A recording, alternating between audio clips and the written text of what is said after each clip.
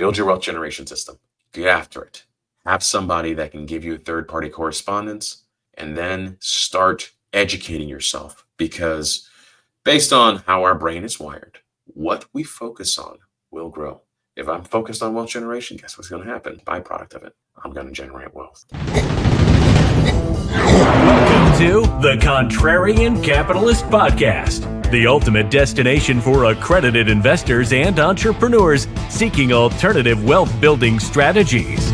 Discover how to fast-track your journey to wealth and time freedom by thinking outside the box. If you're ready to join the ranks of the Contrarian Capitalists and learn the most effective ways to reach your financial goals faster, you're in the right place. Let's get started with today's episode of the Contrarian Capitalist Podcast.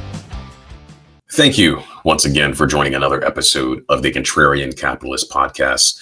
I'm your host and your favorite silverback, Sylvania Harrod. And on today's episode, I'm going to talk to you about my belief that freedom is actually a system. And once you understand exactly the tools that are structured inside that system, you can begin to create a different experience for yourself. So, my fellow contrarians, the things that you'll learn if you listen to any episodes is that I try to look at traditional things and see if there's a contrarian approach for it. It was the gift that I was given. And so I had a couple people that came to the house because people reach out at different times. They're friends of mine, whether it's a phone call or it's like one-on-one, because I'm like, if you bring food, I'll be there to give you an hour of my time. So I want to tell you, freedom is a spectrum. So a spectrum means that there's a continuum. It's from the place of like helplessness to feeling like hope. And so that spectrum is created there's many different steps along that journey. But I wanted to really talk to you about having a plan, because one of the things that I've recognized that separates the wealthy from the not is they have a plan. And so most of us think of like financial planners and having those people on the staff and going through. And yes, those are pieces to the puzzle, but I'm here to tell you that the more you understand the plan and the more you help create the plan, the simpler things become. So let's get a little tactical, right? Say, for example, your freedom number, and everybody should have a freedom number.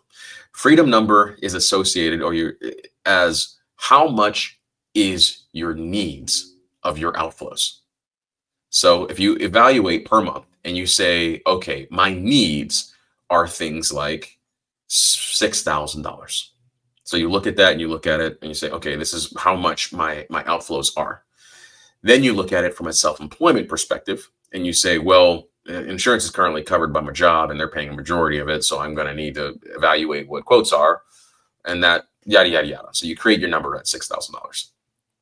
Now, the journey is to find something that allows you the opportunity to cover that $6,000.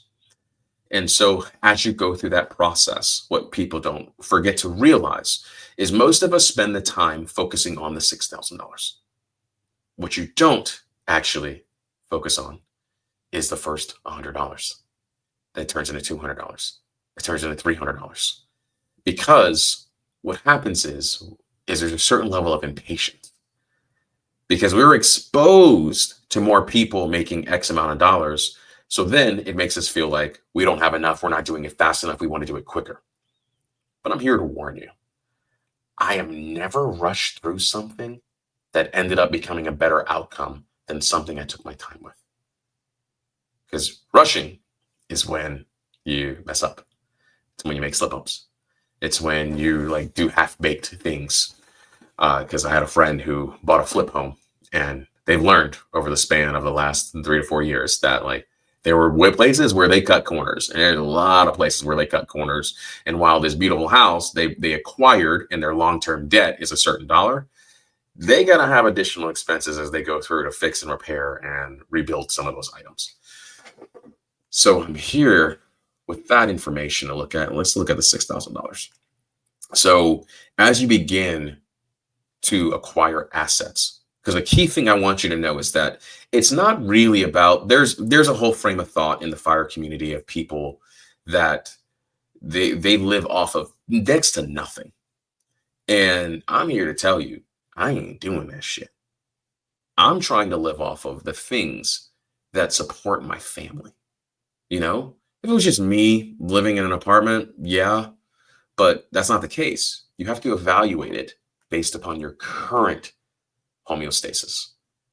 So once you understand current homeostasis, you are now at a place where you can have the ability to go through and recognize what that number looks like. Now, there's you start getting to a point where you recognize, like, do I really need all of the streaming services? How much are we actually using something? That's just maturity as you go through and you begin to lower that number. But I'd much rather spend most of my effort after I get through stasis and figure out what I need, focusing on what is actually going to produce better results for me. So on the basis of just the market, like the stock market, I'm going to go and be like, all right, cool. I'm just going to invest in S&P that produces some type of dividends, put my money at work. If you're gainfully employed, whatever the match is, you take that match, you run with it. And that's just kind of basis because you got free additional cash flow that's being poured into your investment. Run through that. But the most of the things I'm going to spend my time in is on the type of asset I can acquire that's going to produce the necessary cash inflows that I need to cover my $6,000 nut. And there's slower and faster ways of doing it. Faster is business, because a business, you can always get more customers. Like there's so much more leverage you can get in business versus something like real estate. Real estate is a basis where it's consistent and it's more wealth preservation, because what you're doing is you're just taking the depreciation that's associated with that asset and lowering your adjusted gross income. So I look at those two elements. And so in a business, I for me personally, I look at that as my wealth generation tool. And then keeping it is about the real estate. So we look at that space. But the thing I want you to know about is I want you to think about like acquiring your first, like going ahead and saying, I want to look at my 401k and recognize like what money can I put into a self-directed IRA? Because the interesting thing that's happening nowadays is that if it's eligible, it's about figuring out if you even have the ability to do that. Because self-directed, I now have the ability to take cash and pour it into certain assets. So figure that out first. If your plan has the ability to do so, and then you start looking at things like what is something that helps me get leverage? Because remember, the wealthy think of leverage in everything. It's how do they leverage their time? How do they leverage other people? How do I leverage the money that I'm already grabbing? Because it's about having a predictable process of what I do with money that comes in. On a previous episode, I shared with y'all, like if I know mentally where money is going to go. Anytime I have a check or anything that's coming in, it's already sorted beforehand, because my ADHD self likes shiny things. So guess what I do? I create an account that's only for shiny things, so that I'm not pulling from anything that's going to disrupt my system. It's like, I'd much rather use a spare tire on something else than having to pull the tire off one of my cars. And then all of a sudden it's like going all over the place. So I look at that and I have a system. That system is something that I know is a repeatable process. So let's look at it. If I know that I have $10,000 to put into an asset, I'm going to evaluate what type of assets fits my personality profile. For some people, it's crypto. They want to just keep building crypto and go through. For some people, they're like, to hell with crypto. There's no right or wrong answer. For some, they'll put it in and say, you know what? I want to put it into oil and gas, because guess what? Petroleum is the basis of everything that we use on a daily basis, from this material to the heat that we have in the house, to the things we use to drive cars, to the machines that build the electric battery plants, like all of that. So you look at it and you say, oh, cool. The Permian Basin is great at that information. This is why having a guide is so important. It's because as you build your freedom system, you have a process and you have a plan. And with everything on the interwebs of everybody telling you all the different things you can do, all it's going to do is just confuse you and get you to the point of like, what really matches towards what I believe in. And then as you go through that process, my one warning is, do not succumb to lifestyle inflation. I get it. You have more dollars and cents coming in, there's more crap you can buy. America is designed in a way to be a consumer-based society. They want you to go buy the thing and buy the tool, and there's a whole process behind getting you to buy a bunch of dumb shit. So that's why you don't succumb to lifestyle inflation, because you hedge against it by having a plan. And for anybody who needs help with a plan, you know how to find me in the DMs, because we will go through and we'll figure out exactly what structure works best for you, based upon you, and if you're married, your spouse, because you have to be rowing in the same direction. Otherwise, your ass rowing one way, she rowing the other direction, and your damn canoe is going in different directions. Perfect. You need a plan. You need a process.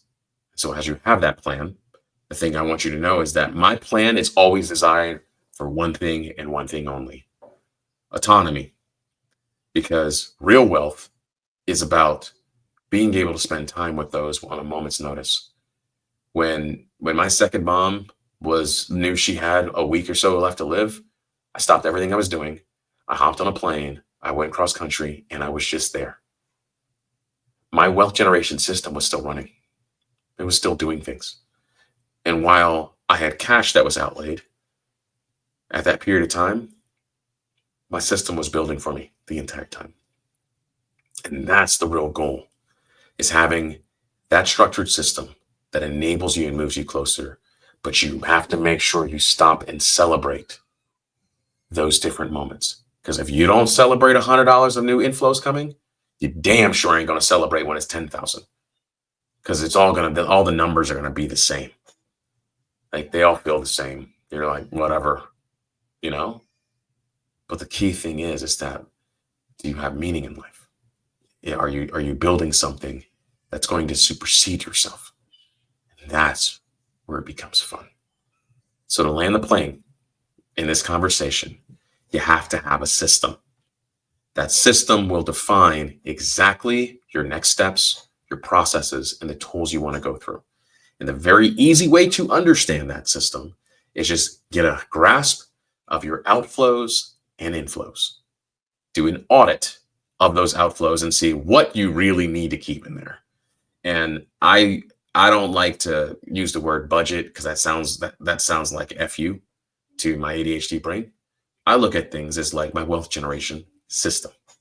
And so that's the language I use, and that's the way it helped me be able to understand. And now I get excited because I'm like, "Ooh, I'm generating wealth, baby."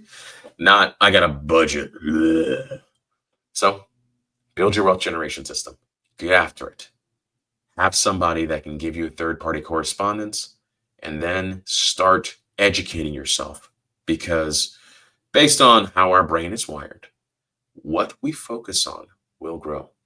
If I'm focused on wealth generation, guess what's going to happen? Byproduct of it, I'm going to generate wealth. And that's kind of the objective I have for you. As always, if you have any questions, concerns, or things going on, you can always hit me up in my DMs. Let's have a conversation about it. So stay hungry, stay humble, and stay grateful, my friends. Cheers.